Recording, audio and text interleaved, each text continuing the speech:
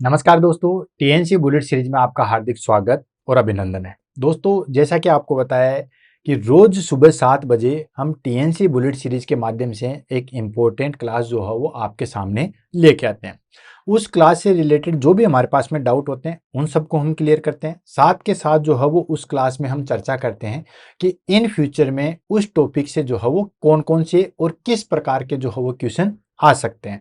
मतलब कंप्लीट जो है वो स्टडी हम उस टॉपिक की जो है वो करते हैं, ताकि एग्जाम में कोई भी क्वेश्चन जो है वो हमारे पास में गलत ना हो। उसी कड़ी में आज का हमारे पास में टॉपिक रहेगा दैट इज कॉल्ड साइकोसिस। 278 नंबर की क्लास है, दैट इज कॉल्ड साइकोसिस। रोज क्लास का नंबर मैं आपको इसलिए बता रहा हूं कि आपको पता होना चाहिए कि कितनी क्लासेस जो है वो हो चुकी है और कितनी जो है वो हमारे पास में बाकी है। साथ के साथ 2025 के कितने दिन जो है वो हो चुके हैं और कितने जो है वो बाकी हैं। वो ऐसे क्योंकि आपको पता है दोस्तों कि शुरू में जनवरी 2025 1 जनवरी 2025 को जो है वो हमने न्यू ईयर पे आपको गिफ्ट देने के लिए बोला था। वो गिफ्ट था कि रोज सुबह 7 बजे जो है वो एक इम्पोर्टेंट क्लास जो है वो हम लेके आएंगे। उस क्लास से रिलेटेड जो भी हमारे पास में डाउट होते हैं उन सबको हम जो है वो क्लियर करेंगे और पूरे साल भर चलाएंगे। एक भी दिन जो है वो हम उस क्लास को मिस ना करेंगे। न हमारा टाइम चेंज होगा, न हमारे पास में क्लास जो है वो मिस होगी। और आज इस चीज पे हम खरे उतर रहे हैं कि 277 क्लासेस हमारे पास में कंप्लीट हो चुकी है। एक भी क्लास जो है वो हमने मिस नहीं की है। ये सिर्फ और सिर्फ आपकी वजह से पॉसिबल हुआ। आपका जो सपोर्ट मिला उसकी वजह से ये सारी चीजें हुई। जिस तरीके से आपने जो है वो मोटिवेट किया, आपने बताया अपने बारे में तो कि ये क्लासे बेनिफिट है, तो मुझे भी जो है वो एक नई ऊर्जा का जो है वो संचार हुआ और मैं लगातार जो है वो इसको करते रहा। तो 277 क्लासेस कंप्लीट हो चुकी है और आज हमारे पास में 278 नंबर की क्लास आएगी साइकोसिस। हाँ, आपकी तरफ से मैंने एक ही चीज की थी कि इसके जितने भी हो सके, जितने शॉर्ट नोट हो सके उतने नोट्स बनाइए। मैंने कहता लंबे बनाइएगा, क्योंकि हमारे पास में क्या होता है जब एग्जाम टाइम आता है तो इतनी सारी चीजों को रिवीजन करने के लिए हमारे पास में बहुत सारा टाइम जो है वेस्ट हो जाता है। लेकिन अगर आपके पास में शॉर्ट नोट रहेंगे, आपके पास में जो है बहुत सारी चीजें जो है वो रहेगी, तो आप तुरंत जो है उसको रिवाइज कर सकते हो।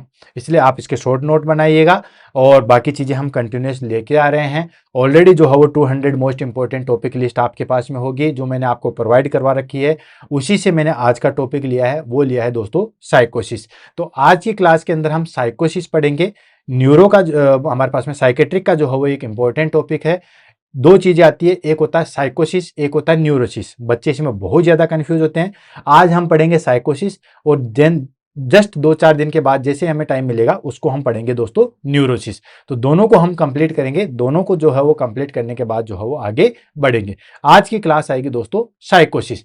तो साइकोसिस के बारे में जो है वो हम पूरा डिटेल से अच्छे तरीके से जो है वो इंफॉर्मेशन, देन क्या होता है, क्या चीज इसके अंदर चीज होती है, क्या नहीं होती है, साइकोसिस और न्यूरोसिस में क्या डिफरेंशिएट होता है, देन किसका किस तरीके से ट्रीटमेंट कर सकते हैं। इवन ये सारी चीजें मैं आपको एक टेबल में समझा दूंगा सारी चीजें, ठीक है, एक टेबल में सारी चीज कर दूंगा। और ये जो आपकी साइकोसिस है, मैं कह रहा हूं मुश्किल से 5 मिनट में क्लियर हो जाएगी, ठीक है, और मैं करूंगा भी। लेकिन उसके साथ साथ बाकी और भी एडिशनल चीजें मैं बताऊंगा, वो सारी चीजों को हम क्लियर करेंगे कि साइकोसिस और न्यूरोसिस में डिफरेंशिएट क्या होता है, वो तो हम थोड़ी देर में ही कर लेंगे। देन उसके बाद साइकोसिस का हम ट्रीटमेंट किस तरीके से करते हैं, वो सारी चीजें। और ये जो हमारे पास में टॉपिक है, ये टॉपिक उन बच्चों के लिए डेडिकेटेड है जिन बच्चों ने रिक्वेस्ट की थी कि साइकेट्रिक के टॉपिक करवा दीजिएगा। बहुत बार मुझे मैसेज किया था, पर्सनल मैसेज भी किया था। टेलीग्राम की बात करें तो उसकी तो बात आप छोड़ ही दो, क्योंकि उस पर तो इतने सारे मैसेज आते हैं कि सबका मैं रिप्लाई भी नहीं कर पाता। हालांकि मेरी कोशिश ये रहती है कि जैसे ही मुझे टाइम मिलता है मैं रिप्लाई जरूर करता हूं। मतलब 90% का मैं रिप्लाई कर देता हूं, ये मैं डेफिनेटली कह सकता हूं। 100% की मैं नहीं करा, बट 90%, 95% का भी मैं रिप्लाई कर देता हूं। इतना परसेंट मैं रिप्लाई कर देता हूं। हाँ, जरूरी नहीं है कि मैं रिप्लाई ऑन द स्पॉट करूं। ऑन द स्पॉट तो चांस है ही नहीं कि मैं कर सकूं, लेकिन जैसे मेरे पास टाइम होता है मैं रिप्लाई जरूर करता हूं और कोशिश करता हूं कि उसको और ज्यादा बढ़ाऊं, 97, 98 या 100% पे लेके जाऊं। लेकिन दोस्तों आपको पता है मेरी भी कुछ लाइफ है और मैसेज इतने आते हैं कि उनका जवाब देते देते थक जाते हैं, ठीक है। बाकी कोशिश करते हैं और इस चीज़ को जो है वो हम पूरा आगे और ज़्यादा इंप्रूव करते हैं, उसको हम लेके जाते हैं, देन उसके बाद पढ़ते हैं। तो हम पढ़ते हैं दोस्तों पहले साइकोसिस। तो जिन बच्चों ने न्यूरो के लिए रिक्वेस्ट की थी, ये उनके लिए डेडिकेटेड है। और न सिर्फ एग्जाम पर्पज से बेसिक भी हमें पता होना चाहिए, क्योंकि आजकल साइकोसिस और न्यूरोसिस के पेशेंट बहुत ज़्यादा बढ़ रहे हैं। जिसकी साइकेट्रिक अच्छी है, जिसका साइकोलॉजी अच्छी है, वो दुनिया पे राज कर सकता है। ठीक है, तो वन बाय वन करके चलते हैं, देन उसके बाद आगे चलते हैं। सबसे पहले हम बात कर लेते हैं दोस्तों इसके डेफिनेशन की, देन उसके बाद जो है वो आगे की सारी चीजें जो है वो लेके चलते हैं। तो साइकोसिस और न्यूरोसिस ये दोनों के दोनों जो है वो एक मेंटल डिसऑर्डर होते हैं, सिंपली चीज मैं बताऊं। ठीक है, यानी कि साइकोसिस और न्यूरोसिस दोनों मेंटल डिसऑर्डर होते हैं, दिमाग की चीजें हैं, दिमाग के स्क्रू जो है वो ढीले हो जाते हैं। बट साइकोसिस में क्या होता है कि इसके अंदर इनसाइट जो है वो प्रेजेंट नहीं होती है। ठीक है, यानी कि पता ही नहीं होता उस पर्सन को कि उसके अंदर कोई प्रॉब्लम है। ठीक है, उसको अगर बोलेंगे कि उसके अंदर ये चीजें हैं तो वो मानेगा नहीं, कहते ना यार ये इसको छोड़िए तो सारा साइकेट्रिक है, या ये तो साइकोसिस है। ठीक है, साइकेट्रिक चला गया, ये तो साइको हो गया। मतलब एक तो क्या होता है कि अपने खुद की जो इंटेलेक्चुअलिटी है, जिसको हम रियलिटी कह सकते हैं या इंटेलेक्चुअलिटी कह सकते हैं, या इनसाइट, खुद के बारे में जानना। ठीक है, जैसे मैं कहूं कि मेरे बारे में मुझे क्या करना है, किस तरीके से करना है, देन मेरी बॉडी ये काम कर रही है, मुझे यहाँ पे दर्द हो रहा है, मेरे ये चीज है, मैं यार गुस्सा करता हूं, जैसे मैं कह दूं कि मैं यार गुस्सा करता हूं, मुझे पता है। ठीक है, तो जो गुस्सा मैं करता हूं ये मुझे पता है, ये न्यूरोसिस हो सकता है, साइकोसिस नहीं हो सकता। ठीक, तो उसको क्या होता है कि जो हमारे पास में साइकोसिस वाला क्लाइंट होता है पर्सन, वो अपने रियलिटी, इंटेलेक्चुअलिटी या इनसाइट जो है वो खो देता है, जिसकी वजह से बहुत सारी चीजें उसको थिंकिंग में प्रॉब्लम आती है, उसको परसेप्शन में प्रॉब्लम आती है, उसके बिहेवियर में चेंजेस आती है, उसकी पर्सनैलिटी चेंजेस होती है, उसके इमोशन चेंजेस होते हैं, बहुत सारी चीजें चेंजेस होती है। न्यूरोसिस जस्ट अपोजिट है। न्यूरोसिस में उसको पता होता है कि ये चीज करनी होती है। साइकोसिस में फिर हम टैबलेट वगैरह या अलग अलग थेरेपी देके ठीक कर, अलग अलग टैबलेट या अलग अलग मेडिकेशन देके ठीक करते हैं। न्यूरोसिस में हम थेरेपी देके ठीक करते हैं। तो बहुत इंटरेस्टिंग है, नहीं भी है तो मैं बना दूंगा और बाकी सारी चीजें जो है वो पढ़ेंगे। तो देखो मोटा मोटी चीज आपको समझ में आ गई होगी। साइकोसिस is a severe mental disorder in which a person loses contact with reality, characterise by disturbance of thinking, perception, emotion and behaviour. वो जो चीज मैंने आपको बोली है वही चीज जो है वो यहां पे शो हो रही है। क्या है? साइकोसिस। साइकोसिस क्या है? एक सीवियर मेंटल डिसऑर्डर है, मतलब बड़ा ही खतरनाक जो है वो मेंटल डिसऑर्डर है, दिमागी बीमारी है। इन विच, इसके अंदर क्या होगा? ए person loses contact with reality. एक पर्सन जो है वो उसका रियलिटी से जो है वो कॉन्टेक्ट ही हट जाता है, वो इस दुनिया में ही नहीं जीता। ठीक है, उसका जो रियलिटी चीजें है उससे, सब चीजों से जो है वो उसकी चीज हट जाती है। मतलब सिंपली आपको याद रखना, a person lose contact with reality. Person का जो है वो रियलिटी से कॉन्टेक्ट ही हट जाता है, इसको हम कहते हैं साइकोसिस। ठीक है, जिसके अंदर क्या होगा? करेक्टराइज बाई, जिसकी वजह से क्या होगा? डिस्टर्बेंस ऑफ थिंकिंग, उसकी थिंकिंग ही हट जाती है। जो चीज रियलिटी से ही नहीं देख पाएगा, जो रियलिटी नहीं देख पाएगा, वो तो कुछ भी सोचेगा, कुछ भी सोच सकता है कि मैं ही बादशाह हूं, मैं ही राजा हूं, मैं ही इस देश को चला रहा हूं, मैं ही इस धरती को घुमा रहा हूं, कुछ भी सोच सकता है। परसेप्शन, किसी चीज की गलत परसेप्शन कि यार ये आदमी तो खराब है, जब उसको रियलिटी पता नहीं है, वो रियलिटी जानने की कोशिश ही नहीं कर रहा, तो वो सीधा कहेगा कि नहीं, उसका परसेप्शन ही गलत हो जाएगा। इमोशन, रियलिटी नहीं है तो फिर वो कभी हंस लेगा, कभी रो लेगा, कभी बहुत ज्यादा गुस्सा खा लेगा। एंड बिहेवियर, जब थिंकिंग चेंज हो जाएगी, जब परसेप्शन चेंज हो जाएगा, जब इमोशन चेंज हो जाएगा, तो ऑब्वियसली फिर बिहेवियर बचा ही क्या, वो भी चेंज होगा। तो साइकोसिस जो है वो एक सीवियर मेंटल डिसऑर्डर है, जिसके अंदर क्लाइंट या पेशेंट जो है वो रियलिटी से कॉन्टेक्ट उसका हट जाता है। और इसके अंदर क्या होता है? इसके अंदर जो है वो डिस्टर्ब हो जाती है थिंकिंग, परसेप्शन डिस्टर्ब हो जाता है, इमोशन डिस्टर्ब हो जाता है, बिहेवियर जो है वो डिस्टर्ब हो जाता है। अगर हम बात करते हैं हॉलमार्क फीचर्स की, मतलब क्या क्या चीजें इसके अंदर आइडियली देखने को मिलती है, जैसे हम कहते हैं ना कि डिप्रेशन के अंदर ये चीज देखने को मिलेगी, देन मेनिया के अंदर ये चीज देखने को मिलेगी, ठीक है, या इस डिजीज के अंदर ये चीज देखने को मिलेगी। ठीक उसी तरीके से साइकोसिस के अंदर जो है वो क्या फीचर्स हमें देखने को मिलेंगे मोटा मोटी। तो दोस्तों, डिल्यूजन प्रेजेंट होगा, हेलुसिनेशन प्रेजेंट होगा, ठीक है, देन उसके बाद हमारे पास में डीऑर्गेनाइज्ड थॉट प्रोसेस होगा, बिहेवियर और इंपेयर्ड इनसाइट, वो सारी चीजें जो है वो होगी। यानी कि डिल्यूजन, अब डिल्यूजन क्या होता है उसको हम पढ़ेंगे। डिल्यूजन होता है फॉल्स फिक्स बिलीफ। सिंपली अगर हम बात करें, फॉल्स फिक्स बिलीफ, FFB के नाम से इसको याद रख लो, फॉल्स फिक्स बिलीफ। मतलब अंदर जो धारणा कर ली वो फिक्स हो गई। जैसे मैं सही हूं, बाकी सारी दुनिया गलत है, तो मैंने फिक्स बिलीव कर लिया ना। मैं कहूं कि मेरी दुनिया में मेरे से सच्चा आदमी कोई नहीं है, ये मैंने मेरी धारणा कर ली, फाल्स है, बिलीफ है, जरूरी थोड़ी है मेरे से सच्चा नहीं है, हो सकता है, क्यों नहीं। या मैं कहूं कि मैं प्राइम मिनिस्टर हूं, मैं इस देश को चला रहा हूं, ये मेरी धारणा है, जबकि ऐसा कुछ भी नहीं है, तो वो होता है डिल्यूजन। हेल्यूसिनेशन क्या होता है दोस्तों? हेल्यूशन होता है हमारे पास में मिस इंटरप्रिटेशन, ठीक है, यानी कि मिस इंटरप्रिटेशन विदाउट जो है वो ऑब्जेक्ट। जैसे मुझे घंटियां सुनाई दे रही है, मंदिर की घंटियां सुनाई, या मुझे भगवान कान में आके कुछ बता रहा है, या वो देखो मुझे जो है वो भगवान दिख रहा है, तो ये हेल्यूसिनेशन होगा। इल्यूजन इससे रिलेटेड, इल्यूजन में क्या होता है? ऑब्जेक्ट प्रेजेंट होता है लेकिन उसका मिस इंटरप्रिटेशन होता है, जैसे रस्सी को हम सांप समझ। हेल्यूसिनेशन में कुछ चीज प्रेजेंट ही नहीं होती, ठीक है। ऐसे आता है हमारे पास में disorganise thought, behaviour and impaired insight, insight जो है वो इम्पेयर्ड हो जाती है। तो ये होगा हमारे पास में डेफिनेशन। समझ में आ गई कि साइकोसिस जो है वो एक सीवियर मेंटल डिसऑर्डर है, जिसके अंदर पेशेंट की जो है वो इनसाइट या इंटेलेक्चुअलिटी या रियलिटी से कॉन्टेक्ट नाता हट जाता है, जिसकी वजह से उसकी थिंकिंग, परसेप्शन, इमोशन, बिहेवियर सारी चीज चेंज हो जाती है। तो उसके हॉलमार्क फीचर है, उसमें डिल्यूजन प्रेजेंट होगा, उसमें हेलुसिनेशन प्रेजेंट होगा, उसके अंदर अल्टर्ड थॉट प्रोसेस प्रेजेंट होगी, इंपेयर्ड जो है वो इनसाइट प्रेजेंट होगी। नेक्स्ट आ जाता है हमारे पास में साइकोसिस और न्यूरोसिस में हम फटाफट जो है वो डिफ्रेंशिएट देख लेते हैं। हालांकि ये हमारे पास में हम साइकोसिस भी पढ़ेंगे, देन उसके बाद न्यूरोसिस भी पढ़ेंगे। फटाफट जो है हम पहले इसको मोटा मोटी जो है वो देख लेते हैं। सबसे पहले हम फीचर्स की बात करेंगे कि क्या क्या फीचर्स होते हैं, देन साइकोसिस में क्या होता है, न्यूरोसिस में क्या होता है, उसको हम देख लेते हैं। डेफिनेशन की बात करें तो डेफिनेशन में हमारे पास में सिंपली चीज आ जाएगी कि ये हमारे पास में साइकोसिस क्या है, सीवियर मेंटल डिसऑर्डर है, और इसके अंदर जो है वो रियलिटी से कॉन्टेक्ट हट जाता है। न्यूरोसिस में क्या होगा, ये माइल्ड डिसऑर्डर है और उसमें रियलिटी से उसका कॉन्टेक्ट रहता है, मतलब उसको अगर समझाना चाहें, उसको बताना चाहें तो वो चीज को समझेगा। तो देखो डेफिनेशन की बात करें, साइकोसिस आ गया हमारे पास में severe mental disorder with loss their contact with reality, reality से उसका कॉन्टेक्ट हट जाता है। न्यूरोसिस में क्या होता है, mild mental disorder with intact reality testing, ठीक है। सेकंड, इनसाइट की बात करें, ये तो एग्जाम में बहुत बार क्वेश्चन पूछा गया, इनसाइट जो है वो एब्सेंट होती है, ठीक है। पेशेंट अनअवेयर ऑफ इलनेस, उसके अंदर क्या बीमारी है उससे वो अवेयर नहीं होता। साइकोसिस के अंदर क्लाइंट के अंदर क्या बीमारी है उसको पता ही नहीं होती, जबकि न्यूरोसिस के अंदर जो है वो हमारे पास में वो अवेयर होता है, उसको पता होता है कि हाँ यार ये मेरे को प्रॉब्लम है, मेरे को पता होता है। जैसे मैं कहूँ, मेरे अंदर मैं कहूँ कि यार मुझे गुस्सा बहुत ज्यादा आता है, तो मैं मान रहा हूँ, तो न्यूरोसिस हो सकता है, साइकोसिस नहीं हो सकता, वो मैंने आपको पहले बता देता।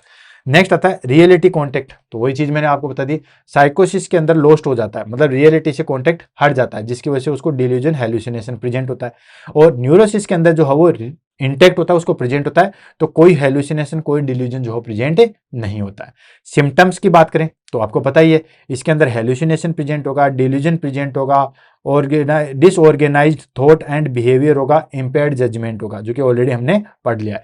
न्यूरोसिस के अंदर क्या होता है, कोई फोबिया हो सकता है, ठीक है, कोई ऑब्सेसिवनेस हो सकती है, कोई कंपल्जन हो सकता है, कोई डिप्रेशन होता है, कोई सोमेटिक कंप्लेंट हो सकती है, ठीक है। बाकी साइकोसिस जो हेलुसिनेशन, इल्यूजन वो कुछ भी नहीं होगा। देन पर्सनैलिटी की बात करें तो साइकोसिस में ऑब्वियसली जो है वो हमारे पास में पर्सनैलिटी जो है वो टोटली चेंज हो जाएगी, डिसइंटीग्रेटेड हो जाएगा, मे अपियर बिजायर, बिजायर मतलब डेंजर बिहेवियर उसका हो जाएगा।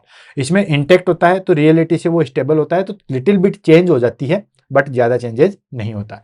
बिहेवियर की अगर हम बात करें तो साइकोसिस में बिहेवियर जो है हमारे पास में ग्रोसली डिस्टर्ब होता है, मे बी अग्रेसिव और विड्रोन, वही बिजारे डिजायर जो हो जाएगा। जबकि न्यूरोसिस के अंदर जो है वो हमारे पास में बिहेवियर ऑलमोस्ट जो है वो लगभग सेम होता है, हाँ कुछ अवॉइडेंट हो सकता है, कुछ चिंताजनक हो सकता है, बाकी ज्यादा उसमें ज्यादा डिफरेंशिएट नहीं आता है। कोजेज की बात करें, ये मेन इंपॉर्टेंट है। कोजेज क्या है कि ये साइकोसिस क्यों होता है दोस्तों, साइकोसिस बेसिकली जो है वो ऑर्गेन मतलब ब्रेन पैथोलॉजी, ब्रेन में कोई दिक्कत आएगी, ठीक है, कुछ बायोलॉजिकल चेंजेस होंगे, कुछ केमिकल जो है वो चेंजेस होंगे, हमारा जो न्यूरोट्रांसमीटर है वो डिस्टर्ब होगा, जो केमिकल सीक्रेट वो सारी चीजें होगी, मतलब ब्रेन पैथोलॉजी जो है वो अल्टर्ड होगी। वो जेनेटिक भी हो सकती है, वो बायोलॉजिकल इंबैलेंस भी हो सकता है, वो सीवियर स्ट्रेस की वजह से हो सकता है। जबकि न्यूरोसिस में क्या होता है, सिर्फ साइकोलॉजिकल सोचने की कैपेसिटी वो जो है वो डिस्टर्ब होती है, ठीक है, वो अपने जो भी कॉन्फ्लिक्ट है उसको रिजोल्व नहीं कर पाता, जिसकी वजह से उसको और ज्यादा जो है वो टेंशन होती है। ट्रीटमेंट की अगर हम बात करें तो ट्रीटमेंट होता है रिक्वायर्ड एंटीसाइकोटिक ड्रग्स, ठीक है, एंटीसाइकोटिक ड्रग्स जो है वो रिक्वायर होती है, साइकोथेरेपी होती है, रिहेबिलिटेशन होता है। मैंने बताया था ना कि ये जो हमारे पास में ब्रेन पैथोलॉजी है तो इसमें एंटीसाइकोटिक, जबकि न्यूरोसिस में हम साइकोथेरेपी, काउंसलिंग, बिहेवियर, इन सब के द्वारा ही जो है हम ठीक कर सकते हैं। डिप्रेसेंट है तो एंटी डिप्रेसेंट दे देंगे, एंजाइटी है तो एंटी एंजाइटिक ड्रग्स दे देंगे, उसी के द्वारा ठीक हो जाएगा। प्रोग्नोसिस की बात करें तो आपको पता ही है, जो बीमारी जितनी ज्यादा डेंजरस उतना ही उसका प्रोग्नोसिस कम है। तो साइकोसिस का प्रोग्नोसिस जो है वो हमारे पास में थोड़ा कम होता है, ठीक है, और न्यूरोसिस का प्रोग्नोसिस जो है वो हमारे पास में ज्यादा अच्छा होता है। एग्जाम्पल की बात करें तो जैसे एग्जाम्पल आ गया हमारे पास में schizophrenia, schizoaffective disorder, delusion disorder, psychotic depression, mania, साइकोसिस, ये सारे एग्जाम्पल हैं। और न्यूरोसिस में हम एग्जाम्पल की बात करें तो anxiety disorder, OCD, phobia, conversion disorder, mild depression, ये सारी चीजें हो सकती है। क्लियर है? मैंने बहुत डिटेल से आपको जो है वो दोनों के बारे में बता दिया है। दैट इज कॉल्ड साइकोसिस और न्यूरोसिस। ध्यान रखना, मुझे नहीं लगता अब आपको इसमें कोई कंफ्यूजन होगा। बाकी डेफिनेशन काफी बार एग्जाम में पूछा जाता है, इनसाइट के बारे में जो है वो पूछा जाता है, रियलिटी के बारे में जो है पूछा जाएगा, ठीक है। देन उसके बाद में जो है वो ट्रीटमेंट के बारे में पूछा जाता है, और एग्जाम्पल जो है वो पूछे जाते हैं, प्रोग्नोसिस पूछे जाते हैं। हालांकि तो वैसे तो सारी चीज इंपॉर्टेंट, अगर आपने समझ लिया है तो मुझे नहीं लगता इसमें कोई इंपॉर्टेंट बताने की जरूरत है। सारी चीज मैंने आपको एक्सप्लेन कर दी है।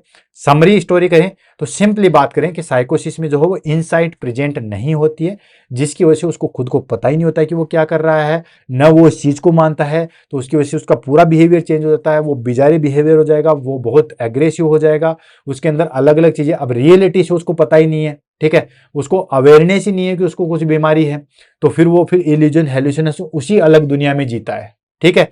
और ये हो गया साइकोसिस। न्यूरोसिस में क्या है, इनसाइट जो हो प्रेजेंट होती है, वो मानता है कि मुझे ये बीमारी है, वो मानता है कि मैं डिप्रेशन में हूं, वो मानता है कि मेरे को एंजाइटी है, तो ये सारी चीज उसको इनसाइट प्रेजेंट है, तो उसको हम अच्छी तरीके से काउंसलिंग भी कर सकते हैं, वो फालतू की बातें भी नहीं करता है, ठीक है। देन उसके बाद ऑलरेडी साइकोथेरेपी इनसे या नॉर्मली जो है वो ट्रीटमेंट लेके ठीक हो सकता है, ठीक। तो ये हो गया साइकोसिस एंड न्यूरोसिस। ये सारी चीज समझने के बाद दोनों टॉपिक आपको बहुत अच्छी तरीके से जो है वो समझ में आ जाएगा।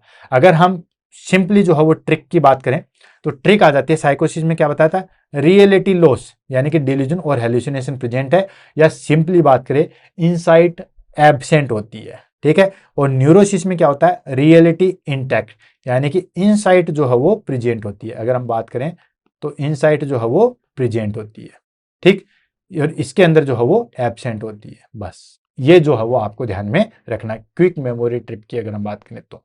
नेक्स्ट आता था हमारे पास में ईटियोलॉजी। अब हम सिर्फ और सिर्फ जो है वो साइकोसिस की बात करेंगे, न्यूरोसिस की बात हम आज नहीं करेंगे। हाँ, बहुत जल्दी 2-4 दिन के अंदर ही हम न्यूरोसिस को भी लेके आएंगे, उसको हम पढ़ेंगे। तो सबसे पहले हम बात कर लेते हैं दोस्तों ईटियोलॉजी की। तो ईटियोलॉजी में आता है सबसे पहले कोजेज ऑफ साइकोसिस। साइकोसिस के जो है वो क्या क्या कोजेज है उसको हम ले लेते हैं। तो सबसे पहली चीज आती है बायोलॉजिकल फैक्टर। वो मैंने आपको वहां पे भी बताया था जब टेबल बताई थी कि साइकोसिस के बहुत सारे कोजेज है, बायोलॉजिकल है, न्यूरोलॉजिकल है, कोई भी ब्रेन इंजरी है, कोई न्यूरोट्रांसमीटर डिसऑर्डर है, वो सारी चीजें। तो बायोलॉजिकल फैक्टर हम ले लेते हैं, सारी चीजों को लेंगे। बायोलॉजिकल फैक्टर में आ गया हमारे पास में genetic predisposition. Genetic predisposition का मतलब हो गया हमारे पास में कि फैमिली में किसी को भी है, family history of schizophrenia, bipolar disorder, family में किसी को भी शिजोफ्रेनिया है, bipolar disorder in the sense mania और डिप्रेशन दोनों है। हालांकि बाइपोलर डिसऑर्डर मैंने आपको बुलेट चीज के अंदर करवा रखे हैं, मेनिया भी करवा रखा है, डिप्रेशन भी करवा रखा है, और दोनों चीज प्रेजेंट होती है, उसको बोलते हैं बाइपोलर। कभी जो है वो मेनिया प्रेजेंट होगा, कभी वो डिप्रेशन प्रेजेंट होगा, कभी तो बहुत ज्यादा जो है गुस्से वाला हो जाएगा, कभी चुपचाप बैठ जाएगा। तो अगर उस फैमिली मेंबर, कोई भी फैमिली मेंबर में जो है वो बाइपोलर डिसऑर्डर का कोई क्लाइंट है या फिर शिजोफ्रेनिया का कोई क्लाइंट है, तो उनमें जो है वो दोस्तों साइकोसिस प्रेजेंट हो सकता है, या उसमें भी, जैसे माता पिता में अगर शिजोफ्रेनिया, बाइपोलर डिसऑर्डर, तो बच्चे में साइकोसिस हो सकता है। नेक्स्ट आता है हमारे पास में न्यूरोट्रांसमीटर इंबैलेंस, जो कि मैंने आपको बताया था कि ब्रेन के अंदर कोई ना कोई प्रॉब्लम है। न्यूरोट्रांसमीटर इंबैलेंस का मतलब हो गया increase dopamine, serotonin, glutamate dysfunction, ये सारी चीजें हो जाएगी। नेक्स्ट ब्रेन एबनॉर्मेलिटी, ब्रेन के अंदर कोई भी प्रॉब्लम आ गई, just like that enlarge ventricles, cortical atrophy हो गया, वेंट्रिकल्स इनलार्ज हो गया, तो ये सारी चीजें जो है वो हमारे पास में आ जाएगी। नेक्स्ट आता है medical condition. Medical condition in the sense brain tumour हो गया, एपिलेप्सी हो गया, हेड इंजरी हो गया, स्ट्रोक हो गया, डिमेंशिया हो गया, ऐसी कोई भी मेडिकल कंडीशन हुई है तो उस क्लाइंट में फिर साइकोसिस की संभावना जो है वो बढ़ जाती है। तो ये हमारे पास में दोस्तों कुछ फैक्टर थे जिसको हमने जो है वो किस में पड़ा, बायोलॉजिकल फैक्टर्स में। अब बात कर लेते हैं हम साइकोलॉजिकल फैक्टर्स। साइकोलॉजिकल फैक्टर्स में क्या चीज आ जाएगी दोस्तों, साइकोलॉजिकल फैक्टर्स में आ जाएगी अगर सीवियर स्ट्रेस और ट्रॉमा हो जाए। नॉर्मल स्ट्रेस होता है, थोड़ा बहुत स्ट्रेस होता है तो हमारे पास में न्यूरोसिस हो सकता है। न्यूरोसिस के बाद में जो अगर मोर ज्यादा हो गया तो फिर हमारे पास में चीज आ जाएगी दोस्तों साइकोसिस की। तो अगर सीवियर स्ट्रेस या सीवियर ट्रॉमा हो जाए तो फिर साइकोसिस की कंडीशन हो सकती है। And childhood abuse childhood abuse and neglected, बचपन में अगर कोई गलत हरकत लग गई, कोई जो है वो उसको कुंठा हो गई या उसको नेग्लेक्ट कर दिया। कई बार आपने देखा होगा दो जुड़वा भाई बहन है तो एक में जो है उसको नेग्लेक्ट कर देते हैं, तो उनमें साइकोसिस की प्रॉब्लम जो है वो देखी जा सकती है। तो ये हो गया हमारे पास में साइकोलॉजिकल फैक्टर। पहले हमने बायोलॉजिकल फैक्टर पढ़े जिसमें हमारे पास में अगर फैमिली मेंबर में किसी को भी है तो साइकोसिस हो सकता है। न्यूरोट्रांसमीटर में कोई प्रॉब्लम आ रही है तो साइकोसिस हो सकता है। देन हमारे पास में जो है वो कोई भी डिजीज है जैसे एपिलेप्सी वगैरह, डिमेंशिया, तो भी साइकोसिस हो सकता है। नेक्स्ट आ गया साइकोलॉजिकल फैक्टर, अगर सीवियर ट्रॉमा और इंजरी हो जाए या स्ट्रेस हो जाए तो, और चाइल्डहुड एब्यूज या नेग्लेक्ट हो जाए तो हमारे पास में जो है वो साइकोसिस हो सकता है। नेक्स्ट आता है सब्सटेंसेज इंड्यूस। सब्सटेंसेज इंड्यूस का मतलब हो गया हमारे पास में कोई भी ऐसी चीज जो यूज ले रहा है, यूज इन द सेंस जैसे अल्कोहल का यूज ले रहा है, then cannabis, cocaine, acetaminophen, hallucination, ये सारी चीजों का जो है वो यूज में ले रहा है। कोई भी ड्रग्स का सेवन कर रहा है, हेरोइन का सेवन कर रहा है, अल्कोहल ले रहा है, स्मोकिंग ले रहा है, कोई भी चीज, तंबाकू गुटखा खा रहा है, तो उनमें भी जो है वो साइकोसिस हो सकता है। एंड सर्टेन मेडिकेशन, कुछ ऐसी मेडिकेशन है अगर वो बहुत ज्यादा क्वांटिटी में ली जाती है या लंबे समय तक ली जाती है तो क्लाइंट फिर साइकोसिस में जा सकता है या साइकोसिस होने की संभावना जो है वो बढ़ जाती है। तो सर्टेन मेडिकेशन आ गई जैसे स्टेरॉइड्स है, जैसे एंटीकोलिनर्जिक ड्रग्स है, डोपामिन एगोनिस्ट है। ये क्या करते हैं हमारे पास में ब्रेन की जो है वो केमिस्ट्री को थोड़ा सा चेंज करते हैं और फिर साइकोसिस जो है वो हो सकता है। नेक्स्ट आ सकता है अदर कोजेज। बायोलॉजिकल हो गया, सब्सटेंशियल एब्यूज हो गया, साइकोलॉजिकल हो गया। अदर कोजेज की बात करते हैं और कौन कौन से कोजेज हो सकते हैं। तो सबसे पहला आ गया हमारे पास में इन्फेक्शन। इन्फेक्शन भी जो क्रोनिक इन्फेक्शन होता है जैसे HIV का हो गया, सिफिलिस का हो गया, एनसेफेलाइटिस का हो गया, ये सारी चीजें। ये सारे क्या करते हैं बेसिकली, मैं आपको बताऊं दोस्तों कि ये हमारे पास में जो ब्लड ब्रेन बैरियर होता है, क्या होता है, ब्लड ब्रेन बैरियर जो होता है उसको जो है वो क्रॉस कर सकते हैं। ये हमारे पास में ब्लड ब्रेन बैरियर को जो है वो क्रॉस कर सकते हैं, ऑलमोस्ट इसमें क्रॉस कर सकते हैं। तो ये क्या करेंगे, सीधा जाके जो हमारे पास में ब्रेन के जो टिश्यू हैं उसको डैमेज कर देंगे और फिर ये जो है वो साइकोसिस हो जाएगा। एंड मेटाबॉलिक और एंडोक्राइन डिसऑर्डर, मेटाबॉलिक और एंडोक्राइन डिसऑर्डर जैसे thyroid dysfunction, vitamin B12 deficiency, अगर ऐसी चीज हो जाए तो भी ये साइकोसिस को जो है वो अफेक्ट करते हैं। तो ये हमारे पास में कुछ इटियोलॉजी थी जो साइकोसिस को जो है वो बढ़ावा देते हैं, जैसे biological factor, then substantial abuse, third आ गया हमारे पास में infection, then other causes. Clear. Next आता है हमारे पास में टाइप ऑफ साइकोसिस। साइकोसिस के कौन कौन से टाइप होते हैं उसको हम ले लेते हैं। तो फटाफट इसके सिंपल टाइप हैं उसको हम ले लेते हैं। तो सबसे पहला आ जाता है हमारे पास में शिजोफ्रेनिया स्पेक्ट्रम डिसऑर्डर। अच्छा, जो चीज है साइकोसिस की जितने भी टाइप हैं, 4-5 टाइप हम पढ़ेंगे, उसमें सबसे अच्छी बात है कि इसके डेफिनेशन से ही सारी चीज जो है वो एक्सप्लेन हो जाएगी, कुछ भी नहीं पढ़ना। जैसे अफेक्टिव साइकोसिस जैसे कॉग्निटिव होता है, अफेक्टिव होता है, साइकोमोटर होता है, ये 3 चीजें होती है हमारे पास में, ठीक है। तो ये किसको अफेक्ट कर रहा है, वही चीज हो गया हमारे पास में।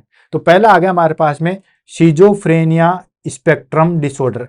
शिजोफ्रेनिया स्पेक्ट्रम डिसऑर्डर का मतलब है कि जिस साइकोसिस के अंदर शिजोफ्रेनिया या शिजोफ्रेनिया से रिलेटेड डिसऑर्डर प्रेजेंट हो गए, इसको हम कहेंगे शिजोफ्रेनिया स्पेक्ट्रम डिसऑर्डर। तो ये एक टाइप हो गया, ठीक है। तो जैसे मैं इसको नाम ले लेता हूं 1, ये पहला टाइप है हमारे पास में जिसको हम बोलते हैं शिजोफ्रेनिया स्पेक्ट्रम डिसऑर्डर। मतलब इसके अंदर क्या होगा दोस्तों, शिजोफ्रेनिया जो है वो प्रेजेंट होगा। तो शिजोफ्रेनिया या शिजो इफेक्टिव डिसऑर्डर या शिजोफ्रेनिफॉर्म डिसऑर्डर जो है वो प्रेजेंट रहेगा, जिसको हम कहते हैं शिजोफ्रेनिया स्पेक्ट्रम डिसऑर्डर। नेक्स्ट आता है अफेक्टिव साइकोसिस। अफेक्टिव साइकोसिस हो गया इन द सेंस कि ये जो हमारे पास में जो है वो बाइपोलर डिसऑर्डर या अफेक्ट मोटर जो है चीजों को जो है वो अफेक्ट करेंगे।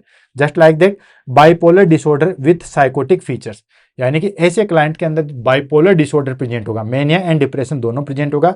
And major depressive disorder with psychotic features, major depressive disorder और साइकोटिक फीचर जो है वो प्रेजेंट रहेंगे। तीसरा आ जाता है हमारे पास में, that is called organic secondary साइकोसिस। Organic secondary साइकोसिस का मतलब हो गया brain due to injury, dementia, epilepsy, Parkinson's disease, delirium.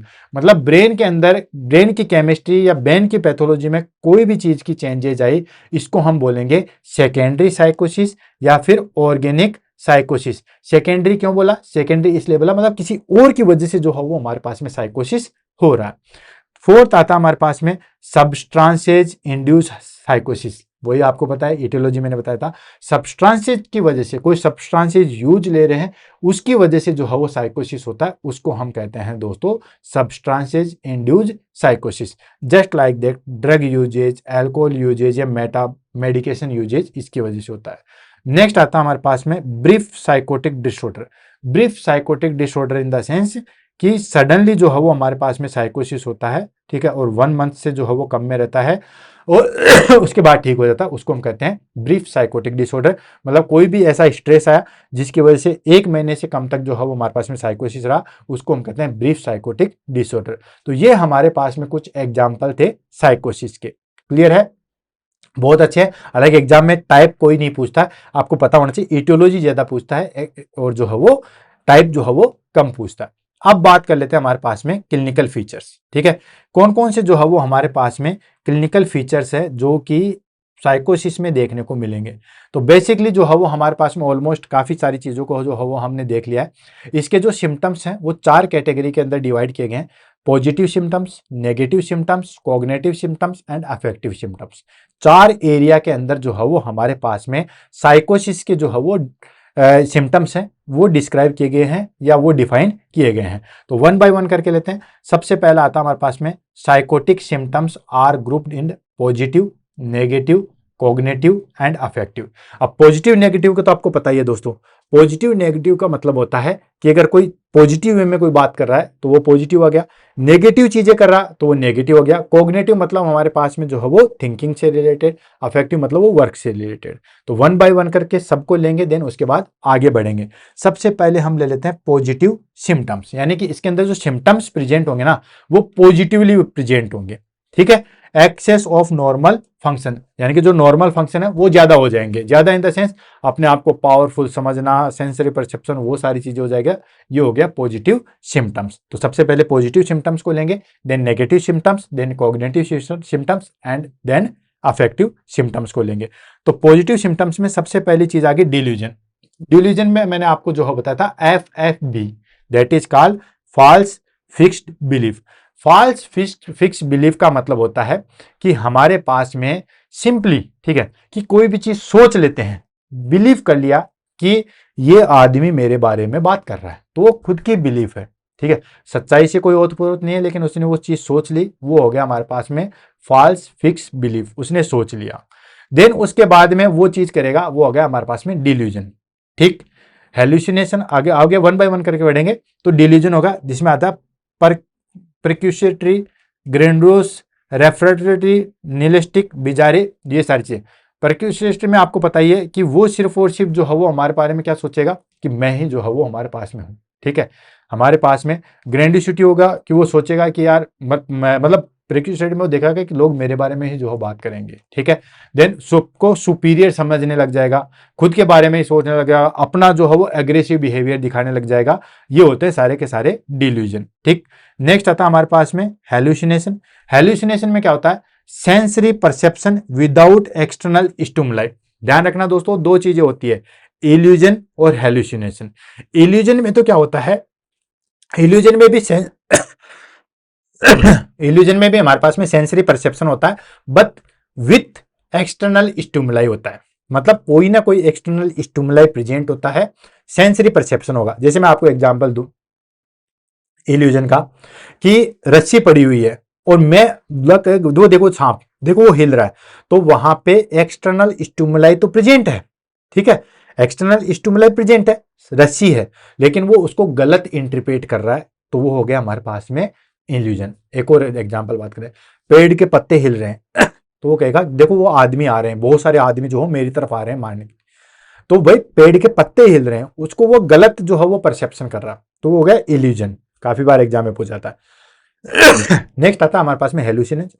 Hallucination में क्या होता है? वही सेंसरी परसेप्शन होता है, लेकिन इसमें एक्सटर्नल स्टिमुलाई प्रेजेंट नहीं होता है, मतलब कोई चीज नहीं होती है। जैसे कुछ रस्सी वगैरह नहीं, वो कहेगा लेकिन देखो देखो वो सांप आ रहा, वो देखो आदमी आ रहे हैं, बल्कि कुछ भी वहां पे प्रेजेंट नहीं है। वहां तो एटलीस्ट पत्ते वगैरह तो थे, पेड़ तो था, बट यहाँ कुछ नहीं है।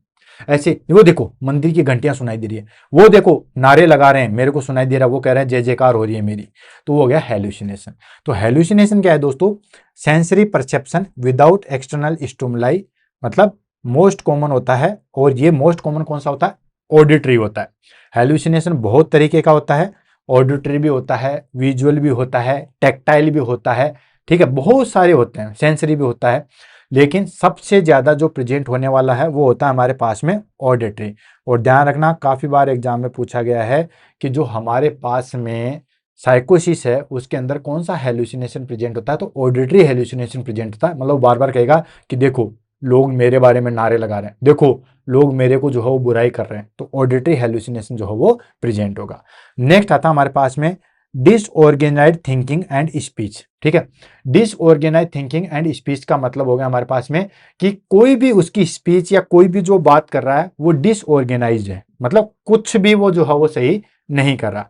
मतलब लूजेज एसोसिएशन, वर्ड सलाद, टेंजेबिलिटी, वो सब चीजें प्रेजेंट होगी। लूज एसोसिएशन का मतलब होता है कि जो चीज बात कर रहा है, ठीक है, उससे वो टॉपिक से हट जाता है। जैसे उसको कहे कि आपको ये बीमारी कब हुई, तो वो अपने पर्टिकुलर टॉपिक से थोड़ा सा हट जाएगा, मतलब उससे कोरिलेट नहीं कर पाएगा। वर्ड सलाद का मतलब हो गया कुछ इधर की, मैं घर गया था, वहां पे हवाई जहाज आ गई, देन उसके बाद मेरी बुआ जी के यहाँ फोन आया था, मेरी शादी बड़ी धूमधाम से हुई थी, सारी चीजें एक जगह मिक्सअप कर देता। भले ही वो सारी चीज सच हो, लेकिन कभी ड्यूटी की बात करेगा, कभी घर की करेगा, बीच में दो टॉपिक घर के दे देगा, एक लाइन ड्यूटी की घुसा देगा, देन एक लाइन अपने दोस्त की घुसा देगा। तो वो सारी चीजें हैं, ठीक है।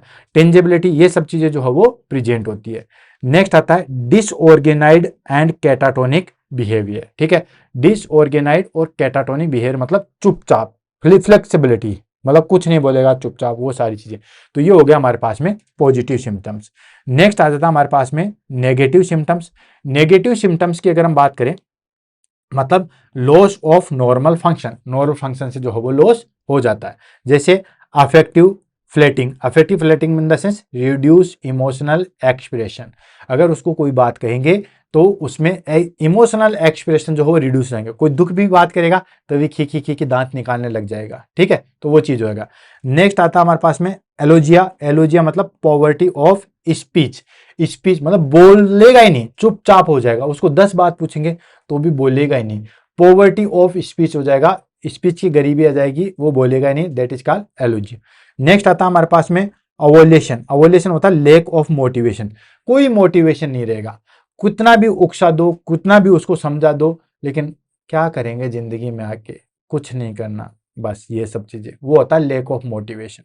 नेक्स्ट आता है एनहोडनिया। एनहोडनिया मतलब होता है इनएबिलिटी टू फील प्लेजर, कोई प्लेजर उसको फील नहीं होगा, कुछ अच्छी बात करें तो भी वो खुश नहीं होगा, कुछ अच्छा खिला रहे हैं तो भी उसको कोई प्लेजर फील नहीं होगा, सब चीजें प्लेजर उसको फील नहीं होगा। एंड नेक्स्ट आता है सोशल विड्रॉल। सोशल विड्रॉल मतलब समाज से वो पूरा हट जाएगा, ठीक है।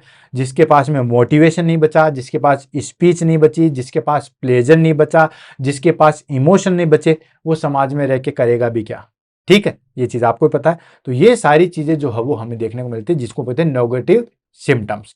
नेक्स्ट आता है हमारे पास में कोग्निटिव सिम्टम्स।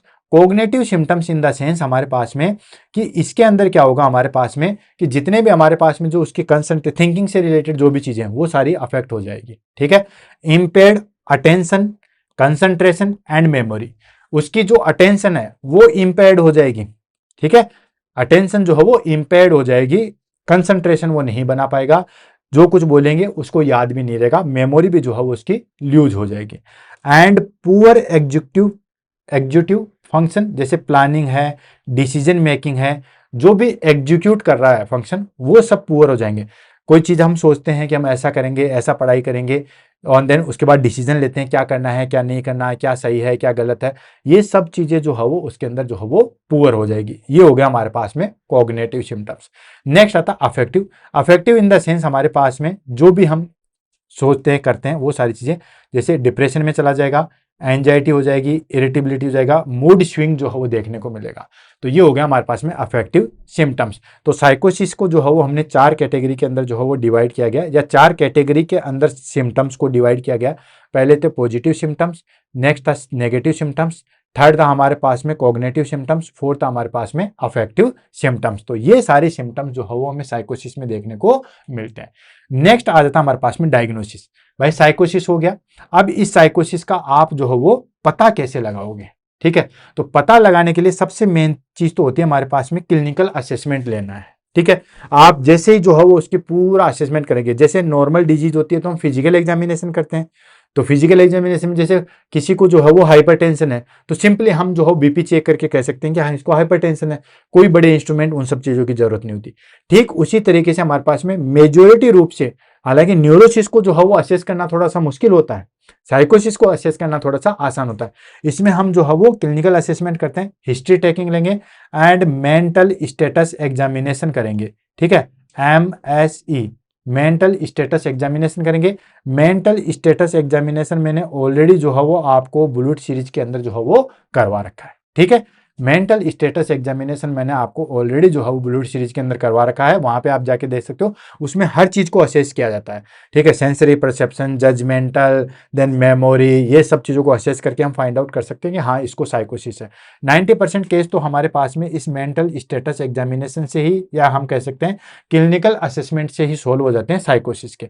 फिर भी कुछ टूल बनाए गए हैं, जैसे DSM-5 या ICD-10। ठीक है, हमारे पास में diagnosis and statistical management of psychiatric, उसमें जो है वो हमारे पास में ICD, इसमें जो है वो क्राइटेरिया दिया गया है। जैसे ICD-11 क्राइटेरिया के अंदर बहुत सारी डिजीज दी गई है, और ऐसे हम रेटिंग स्केल आता है, positive and negative syndromes scale, PANSS। इसके अंदर हमारे पास में क्या है, एक 30 पॉइंट्स का जो है वो हमारे 30 पॉइंट की जो है वो एक लिस्ट होती है, और उस 30 पॉइंट की लिस्ट में जो है वो हम असेस करते हैं। ठीक है, और उसके द्वारा देख सकते हैं, जैसे ये हमारे पास में आ गया, ये हमारे पास में PANS positive and negative syndrome scale है। इसके अंदर 30 पॉइंट आते हैं, उस पॉइंट के आधार पे हम जो है वो सर्च करते हैं, देन उसके बाद पॉइंट देते हैं। 30 पॉइंट में जैसे मेमोरी कैसा है, जजमेंट कैसा है, थिंकिंग कैसी है, ये सब चीजें जो है वो असेस करके पॉइंट देता है, फिर पूरा स्केल तैयार किया जाता है। क्लियर है? वैसे 90% हम जो है वो सिर्फ और सिर्फ history taking mental status examination से ही हम कर सकते हैं। नेक्स्ट आता है investigation to be ruled out organic causes. Then ये तो हम करेंगे पता लगाने के लिए, लेकिन कौन कौन से ऐसे और भी जो है वो हम टेस्ट करेंगे। तो दोस्तों आपको पता ही है कि बायोलॉजिकल कॉजेज हमने पढ़ा था, कि हम जो है वो ब्रेन के में कोई पैथोलॉजी हो जाए, एपिलेप्सी हो जाए, या कोई ऐसी ड्रग्स ज्यादा ले ले तो साइकोसिस हो सकता है, कोई सीवे वगैरह हो जाए, देन कोई एक्सीडेंट हो जाए, ठीक है, विटामिन B12 की डेफिशिएंसी हो जाए, तो इन सब चीजों में जो है वो हमारे पास में साइकोसिस हो सकता है। तो इनका भी तो फाइंड आउट करेंगे। भाई हमने PNS पॉजिटिव नेगेटिव ये सब चीजें देख ली, हिस्ट्री टेकिंग देख ली, इससे हमें पता लग गया, ठीक है, कि हाँ भाई इसको साइकोसिस है। बट साइकोसिस क्यों है उसका भी तो रीजन पता चले, तो उसके लिए हम क्या क्या कर सकते हैं? उसके लिए हम कर सकते हैं, सबसे पहले दोस्तों ब्लड टेस्ट करते हैं। ब्लड टेस्ट किस लिए? थायराइड करते हैं, हाइपोथायराइडिज्म और हाइपरथायराइडिज्म दोनों में साइकोसिस हो सकता है। विटामिन B12 जो है असेसमेंट करते हैं, इलेक्ट्रोलाइट इम्बैलेंस हम चेक करते हैं, ताकि हमें जो है वो पता लगे कि साइकोसिस जो है वो इनके कारण तो नहीं हुआ है। नेक्स्ट आता है यूरिन टॉक्सोलॉजी। ठीक है, यूरिन टॉक्सोलॉजी मतलब जो ड्रग्स ले रहे हैं, जैसे मैंने आपको काफी सारी ड्रग्स जो है यहाँ पे एग्जांपल बताए थे। ठीक है, जैसे हमारे पास में ड्रग्स लेते हैं, स्टेरॉइड लेते हैं, डेक्सामेथाजोन लेते हैं, ठीक, वो ड्रग्स जो है वो यहाँ पे इस चीज को अफेक्ट करती है। एंड न्यूरो इमेजिंग करेंगे, न्यूरो इमेजिंग में CT स्कैन और MRI करवाएंगे, ताकि ब्रेन में किसी भी प्रकार की कोई डिफॉर्मिटी तो नहीं है जिसकी वजह से साइकोसिस जो है वो हो रहा है। नेक्स्ट आ जाता है हमारे पास में मैनेजमेंट ऑफ साइकोसिस। साइकोसिस का जो है वो हम किस तरीके से मैनेजमेंट कर सकते हैं। तो जब मैंने आपको टेबल बताई थी तब मैंने बताया था कि इसमें हम एंटी साइकोटिक ड्रग्स, या हमारे पास में कुछ ड्रग्स आती है जिसके द्वारा हम साइकोसिस को जो है मैनेज कर सकते हैं। ड्रग्स देखिए, फार्माकोलॉजिकल ट्रीटमेंट के द्वारा जो है हम इसको मैनेज कर सकते हैं। हालांकि न्यूरोसिस में सिर्फ थेरेपी दी जाती है, जबकि इसमें हम फार्माकोलॉजिकल ट्रीटमेंट भी करेंगे, थेरेपी भी देंगे। तो 1 बाय 1 करके लेंगे, देन उसके बाद आगे बढ़ेंगे। सबसे पहले हम ले लेते हैं दोस्तों फार्माकोलॉजिकल ट्रीटमेंट। फार्माकोलॉजिकल ट्रीटमेंट की अगर हम बात करें तो फार्माकोलॉजिकल ट्रीटमेंट में आ जाता है हमारे पास में सबसे पहले that is called anti psychotic देंगे, जिसको बोलते हैं न्यूरो एपिलेप्टिक। ठीक है, न्यूरोलेपेटिक ड्रग्स जो है वो देंगे, मतलब एंटी साइकोटिक ड्रग्स देंगे। सबसे पहले हम बात करते हैं फर्स्ट जनरेशन में हम क्या देते हैं दोस्तों, टॉपिकल देते हैं, जैसे हैलपेरिडोल देते हैं, क्लोरोप्रेमाजीन देते हैं, ये सारी चीजें जो है वो हम स्टार्टिंग में देते हैं। सेकेंड आ जाता है हमारे पास में दैट इज कॉल्ड एटिपिकल, मतलब सेकेंड जनरेशन की, जैसे हमारे पास में रेस्पिरिडोन है, ओलांजिपाइन है, कोलांजिपाइन है, क्यूटियापिन है, एप्रिप्लोजोल है, ये ड्रग्स जो है वो हम सेकेंडरी लाइन में देते हैं। कुल मिला के हम जो है वो कोशिश करते हैं कि इनके द्वारा ही जो है वो ठीक हो जाए। देन उसके बाद ये, और दूसरी चीज, ये हम फर्स्ट स्टार्टिंग में दे सकते हैं, देन लंबे समय तक लेनी है तो हम इनके ऊपर जाएंगे। स्टार्टिंग में हम इनके ऊपर जा सकते हैं शॉर्ट टर्म के लिए, ठीक है, लेकिन लंबे समय के लिए हमें सेकेंड जनरेशन पे जो है वो जाना ही पड़ता है।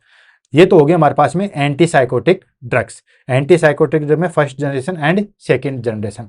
सेकेंड आता है हमारे पास में that is called addiction medication, ठीक है। एडिक्शन मेडिकेशन में आ गया हमारे पास में मूड स्टेबलाइजर देंगे, एंटी डिप्रेशन देंगे एंड बेंजोडाइजिपाम देंगे। अब ये किस किस के लिए देते हैं? मूड स्टेबलाइजर ड्रग्स में हमारे पास में सबसे मेन आती है हमारे पास में लिथियम, और ऑलरेडी मैंने लिथियम जो है वो आपको बुलेट सीरीज के अंदर करवा रखी है। तो लिथियम या वोल्पेरेट इन अफेक्टिव इन साइकोसिस, ध्यान रखना सबसे ज्यादा अफेक्टिव है लिथियम या वोल्पोरेट। आपने देखा होगा सोडियम वेलपोरेट देते हैं, ठीक है। तो ये लिथियम ड्रग्स या वेलपोरेट जो है वो सबसे ज्यादा अफेक्टिव होती है साइकोसिस में, याद रखना, क्लियर। देन उसके बाद एंटी डिप्रेशन देंगे, किसके लिए? अगर डिप्रेशन प्रेजेंट है तो। और बेंजोडाइजिपाम देते हैं। बेंजोडाइजिपाम क्यों देंगे दोस्तों? अगर एजिटेशन, एंजाइटी या इंसोमिनिया है तो बेंजोडाइजिपाम देते हैं। तो ये हो गया हमारे पास में फार्माकोलॉजिकल ट्रीटमेंट। फार्माकोलॉजिकल ट्रीटमेंट में हमारे पास में आ गया, पहली चीज आ गया हमारे पास में एंटीसाइकोटिक ड्रग्स, जिसमें दो जनरेशन है, first generation, second generation. First में हेलपेरिडोल एंड क्लोप्रोमाजाइन, एंड सेकंड जनरेशन में हमारे पास में क्यूटियापिन, ओलांजिपाइन, देन जो है वो एस्पेरिजोल, ये सारी चीजें देते हैं। नेक्स्ट एडिजेक्शन मेडिकेशन देते हैं, जिसमें मूड स्टेबलाइजर सबसे मेन इंपॉर्टेंट लिथियम देते हैं। एंटी डिप्रेशन देंगे अगर डिप्रेशन प्रेजेंट है तो, एंड बेंजोडाइजिपाम देंगे अगर एजिटेशन, एंजाइटी या इंसोमिनिया है तो। नेक्स्ट आता है हमारे पास में साइकोलॉजिकल इंटरवेंशन। साइकोलॉजिकल इंटरवेंशन में आपको पता ही है दोस्तों, साइकोलॉजिकल इंटरवेंशन होता है तो हम क्या देते हैं? थेरेपी देते हैं। और न्यूरोसिस में वैसे ज्यादातर थेरेपी ही दी जाती है। साइकोसिस में फार्मा थेरेपी प्लस थेरेपी दोनों दी जाती है। तो उसमें सबसे पहली चीज आती है सीबीटी, कोग्निटिव बिहेवियर थेरेपी, जो है वो सबसे ज्यादा इफेक्टिव होती है। Help patient cope with delusion and hallucination, ठीक है। हेलुसिनेशन और डिल्यूजन से जो है वो हम कोप अप करते हैं। नेक्स्ट आता है supportive psychotherapy. Supportive psychotherapy in the sense जैसे फैमिली थेरेपी, इससे क्या होगा दोस्तों? रिड्यूस रिप्लेस, मतलब कोई भी एंजाइटी है वो सारी चीजें जो है वो रिड्यूस होगी। Social skill training and rehabilitation, social skill training देते हैं, रिहेबिलिटेशन करेंगे, वो सारी चीजें करेंगे। एंड ऑक्यूपेशनल थेरेपी, जिसमें हम जो भी उसके रिमूव कॉन्फ्लिक्ट है, जो भी उसके डेली लाइफ में जो प्रॉब्लम्स आ रही है, वो सारी चीजें जो है वो ऑक्यूपेशनल थेरेपी के द्वारा जो है वो रिमूव कर सकते हैं। ये आ गया साइकोलॉजिकल इंटरवेंशन, क्लियर है। तो पहले हमने फार्माकोलॉजिकल इंटरवेंशन देखा, सेकंड हमने साइकोलॉजिकल इंटरवेंशन देखा। फार्माकोलॉजिकल में पूरा डिटेल से मैंने आपको बता दिया, एंड साइकोलॉजिकल इंटरवेंशन में मैंने बता दिया।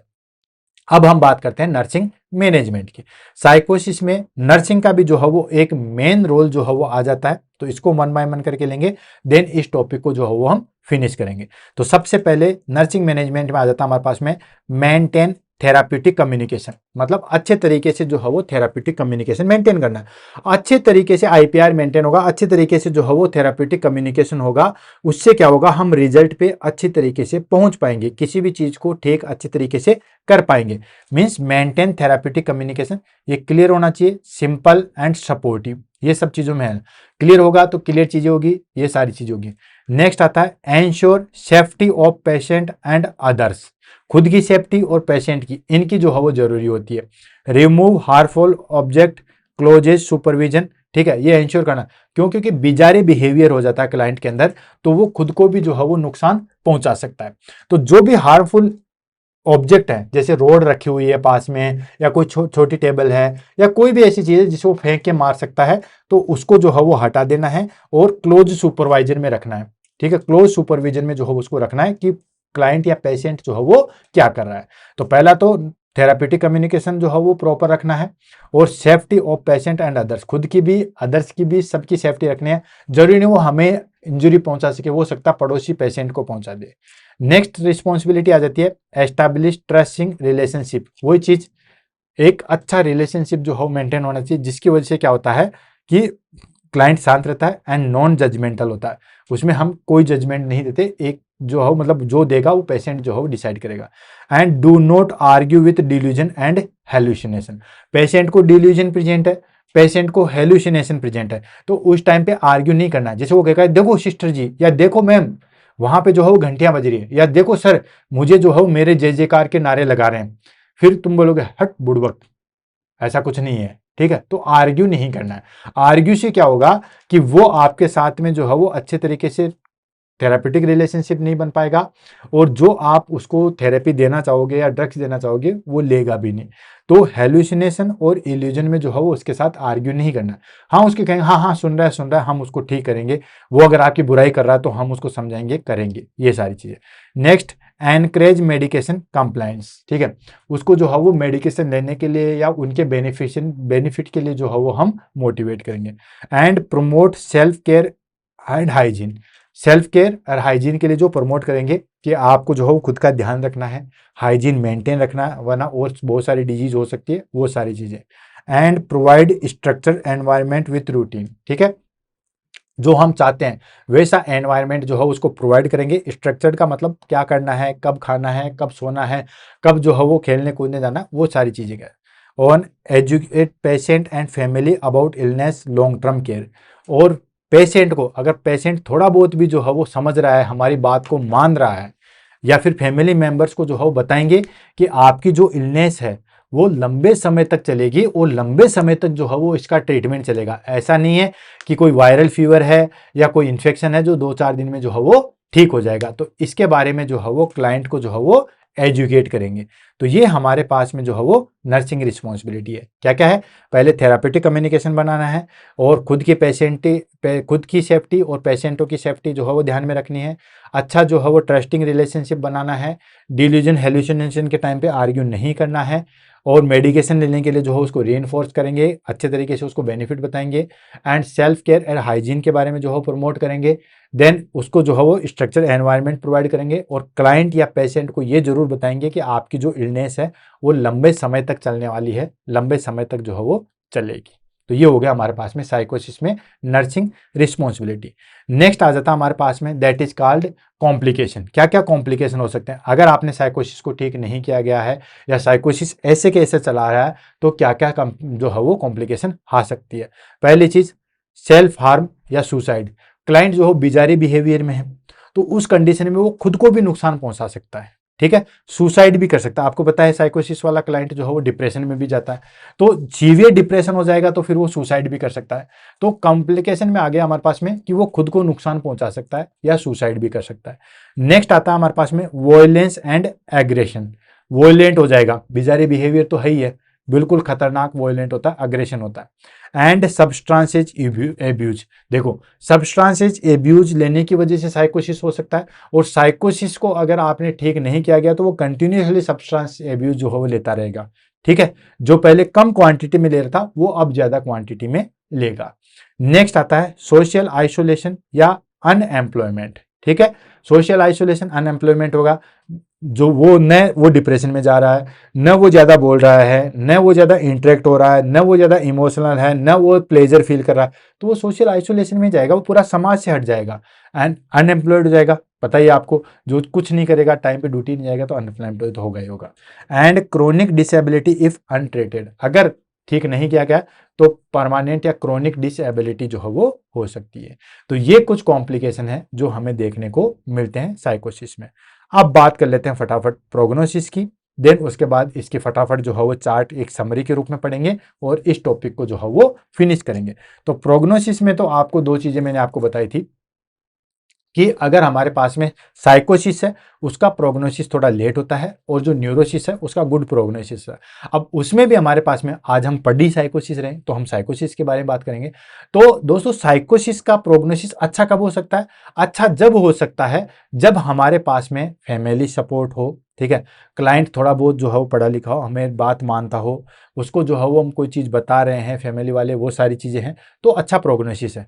पुअर प्रोग्नोसिस कब होगा? जब वो कुछ चीज़ समझ ही नहीं रहा है, हमारा अच्छे तरीके से बिल्डअप रिलेशनशिप ही नहीं बन पा रहा है, थेराप्यूटिक रिलेशनशिप की बात कर रहा हूँ, ठीक है, देन वो सारी चीज़ें हैं, तो उसका फिर जो है प्रोग्नोसिस बेड रहेगा। तो गुड प्रोग्नोसिस, बेटर प्रोग्नोसिस कब हो सकता है? Acute onset, identifiable stressor, short duration, good family support, good premorbid personality. देखो, बेटर प्रोग्नोसिस कब हो सकता है? प्रोग्नोसिस का मतलब हो सकता है कितना जल्दी वो ठीक होएगा। तो बेटर प्रोग्नोसिस किसका होगा? मतलब जितना जल्दी ठीक कब होगा?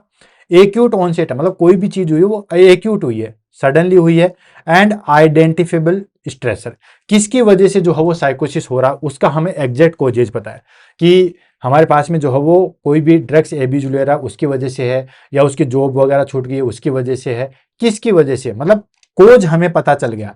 और जो हमारे पास में चीज रही अगर वो शॉर्ट ड्यूरेशन की रही, मतलब जो एटियोलॉजी रही वो अगर शॉर्ट ड्यूरेशन की रही, जैसे फॉर एग्जांपल उसकी जॉब छूट गई है लेकिन तुरंत ही 1-2 महीने बाद जॉब लग गई है, ड्यूरेशन शॉर्ट रहा, ठीक, then good family support, family का बहुत अच्छा सपोर्ट रहा, and good premorbid personality है, तो हम बहुत जल्दी उस पेशेंट को ठीक कर सकते हैं। मतलब थोड़े समय के लिए चीज हुई है, देन उसके बाद कोजेज हमें पता है, ठीक है, कहाँ से हुई है, ये सारी चीजें है, फैमिली सपोर्ट है, तो बहुत जल्दी पेशेंट ठीक हो सकता है, गुड प्रोग्नोसिस है। पुअर प्रोग्नोसिस हमें कब देखने को मिलेगा? पुअर प्रोग्नोसिस देखने को मिलेगा इनसाइडियस ऑनसेट, ठीक है, इनसाइडियस ऑनसेट एंड फैमिली हिस्ट्री जो है वो उसकी है, family history in the sense किसी को सिजोफ्रेनिया है, पता चले 4 बहन भाई है, उसमें से 3 को जो है वो सिजोफ्रेनिक डिसऑर्डर है, तो चौथे को तो साइकोसिस होगा ही होगा, तो वो ठीक नहीं हो सकता, एंड मतलब टाइम ज्यादा लगेगा, प्रोग्नोसिस पुअर है, and predominant negative symptoms, poor treatment and compliant, ठीक है, जो हम ट्रीटमेंट दे रहे हैं वो सही तरीके से नहीं ले रहा है, देन उसकी फैमिली हिस्ट्री में जो है वो हमारे पास में कॉम्प्लिकेशन ज़्यादा है, देन नेगेटिव सिम्टम्स जो है वो उसमें ज़्यादा है, तो फिर हमारे पास में प्रोग्नोसिस जो है वो पुअर हो जाता है। क्लियर है? तो ये था हमारे पास में क्लियर। नेक्स्ट आ जाता है, लास्ट आ जाता है, दैट इज का समरी। तो समरी में मैंने आपको सारी चीज़ बता दी है कि साइकोसिस जो है वो हमारे पास में इनसाइट जो है वो एब्सेंट होती है, जिसकी वजह से मेजर फीचर्स में हेलुसिनेशन, डिल्यूजन, ये सब चीज़ें प्रेजेंट होती है। देन उसके बाद कोजेज मैंने आपको बताया जिसमें बायोलॉजिकल कोजेज था, देन उसके बाद हमारे पास में साइकोलॉजिकल कोजेज था, ड्रग एब्यूज था, वो सारी चीज़ थी। डायग्नोसिस में मैंने आपको बताया कि जो हमारे पास PANSS टेस्ट है वो हम करते हैं, मेंटल स्टेटस एग्जामिनेशन करते हैं, देन इसके बाद हम डायग्नोस्टिक टेस्ट में हम विटामिन B12, CT MRI, वो सारी चीज़ें करते हैं। ट्रीटमेंट के रूप में हम जो है वो फार्माकोलॉजिकल ट्रीटमेंट भी देते हैं एंड साइकोलॉजिकल देते हैं। फार्माकोलॉजिकल हम एंटीसाइटिक ड्रग्स एंड अदर ड्रग्स जो है वो कॉम्बिनेशन के रूप में देते हैं। नर्सिंग केयर हमारे लिए काफ़ी ज़्यादा इंपॉर्टेंट होती है, जिसमें हमने नर्सिंग रिस्पॉन्सिबिलिटी के सारे रोल पढ़े कि किस तरीके से थेराप्यूटिक रिलेशनशिप मेंटेन करना है, किस तरीके से जो है वो ट्रस्ट बिल्डअप करना है, किस तरीके से जो हो मेडिकल कंप्लाइंस या ड्रग्स जो हो वो देनी है, वो सारी चीज़ें जो हम पढ़िए। तो फटाफट जो हो इसकी समरी कर लेते हैं, देन उसके बाद आगे बढ़ते हैं। तो समरी में आ जाता है हमारे पास में साइकोसिस, loss of connect with the reality, वो चीज़ मैंने आपको बताई थी कि साइकोसिस में जो है वो रियलिटी से कनेक्शन जो है वो हट जाता है, कॉन्टेक्ट हट जाता है। इसके अंदर hallucination, delusion and disorganise thought जो है वो प्रेजेंट होती है। कोजेज की अगर हम बात करें तो दोस्तों schizophrenia, mood disorder, brain disease, drugs and medical illness जो है वो हमारे पास में मेन कोजेज होते हैं साइकोसिस के। देन उसके बाद डायग्नोसिस की अगर हम बात करें तो दोस्तों clinical plus ruling out organic causes जो है वो हम देख सकते हैं। क्लिनिकल में हम PANS टेस्ट करते हैं एंड ऑर्गेनिक कोजेज में हम जो है ब्लड टेस्ट करवाते हैं। ट्रीटमेंट की बात करें तो दोस्तों फार्माकोलॉजिकल ट्रीटमेंट में हम एंटीसाइकोटिक ड्रग्स देते हैं एंड साइकोसोशल इंटरवेंशन में हम जो है वो हमारे पास में दोस्तों थेरेपी देते हैं, जिसमें CBT कोग्निटिव बिहेवियर थेरेपी देते हैं एंड नर्सिंग केयर जो है वो करवाते हैं। And nurses play a key role in ensuring safety, therapeutic communication and rehabilitation. Nursing जो है वो नर्स जो है वो हमारे पास में मेन की रोल प्ले करती है, किसमें? नर्स एंड सेफ्टी के अंदर, थेराप्यूटिक कम्युनिकेशन के अंदर एंड रिहेबिलिटेशन के अंदर जो है मेन रोल प्ले जो है वो करती है, आपको बताइए। ठीक है, तो इस तरीके से दोस्तों आज हमारे पास में टॉपिक साइकोसिस जो है वो कंप्लीट हुआ। नेक्स्ट क्लास में हम जो है वो दोस्तों न्यूरोसिस के बारे में बताएंगे। नेक्स्ट क्लास मतलब 1-2 दिन में हमारे पास में क्लास आएगी, उसमें हम न्यूरोसिस को भी पढ़ेंगे। तो दोस्तों जो साइकोसिस टॉपिक आपको इतना टफ लग रहा था, जिसमें आप इतना कंफ्यूज हो रहे थे, वो टॉपिक आपको कैसा लगा, किस तरीके से क्लियर हुआ, उसके बारे में जरूर बताइएगा और कमेंट करके जो हो बताइएगा कि क्लास का ओपिनियन कैसा रहा। इसी के साथ आज की क्लास से अलविदा लेते हैं, मिलते हैं कल सुबह 7 बजे नए वीडियो के साथ। तब तक के लिए दोस्तों all the best, have a nice day, thank you so much.